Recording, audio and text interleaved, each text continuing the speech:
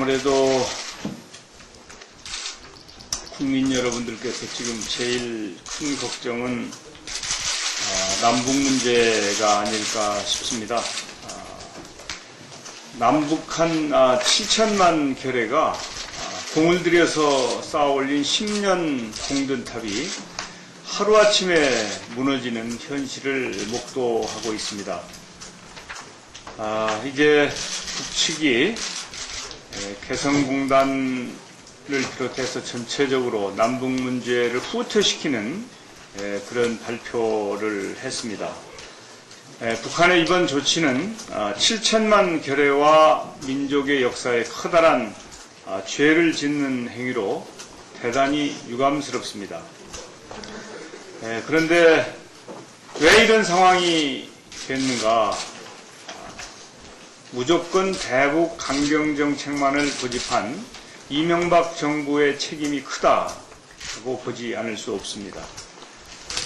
한반도 평화와 번영을 위해서 지난 10년 동안 7천만 결의가 그리고 민주정부가 최선의 노력을 다해서 나름대로 전진이 있었는데 지금 이렇게 하루아침에 무너져 내리는 것 같은 상황을 보면서 시일야 방성대국이라고도 얘기를 해야 될 그런 심정입니다. 남북한 양측이 역사적인 죄인으로 낙인찍히고 싶지 않다면 양측 모두 이번 사태를 더 악화시키기보다는 사태를 해결하기 위한 노력이 있어야 될 것이고 대화가 마련되어야 된다고 하는 점을 국민 여러분과 함께 말씀드리고 싶습니다. 파국을 막아야 되는데 청와대 인식이 너무나 아니합니다. 청와대는 기다리는 것도 전략이라고 말하는데 언제까지 기다릴 겁니까? 그리고 어떻게 이 문제를 풀 것입니까? 북한은 대화에 나와야 되고 또 이명박 정부는 대화의 분위기를 만들기 위해서 6.15 공동선언과 14 정상선언을 존중한다고 하는 그런 자세를 분명하게 천명을 해야 됩니다.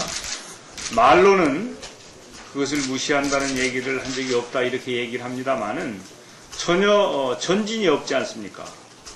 지난 9월 25일 제가 이명박 대통령을 만났을 때 이명박 대통령은 인도적인 지원은 조건 없이 하겠다고 약속을 했는데 지금까지 아무것도 이루어진 것이 없습니다. 전혀 진전이 없습니다.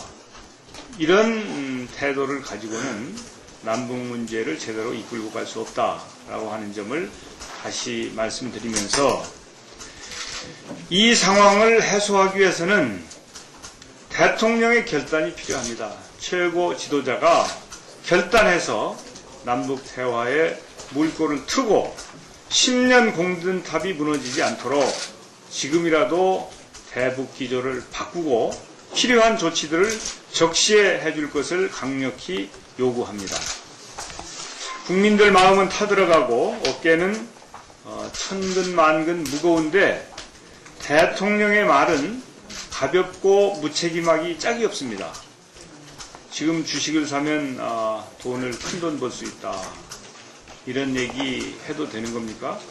또 이제 남북 문제와 관련해서는 기다리는 것도 전략이라는 등 참으로 부적절한 그런 얘기를 계속 하고 있습니다. 또 한나라당은 민심은 아랑곳하지 않고 청와대에 계속 끌려다니고 있습니다.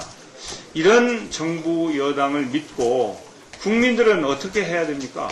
제발 정부 여당 제 역할을 하기 바랍니다.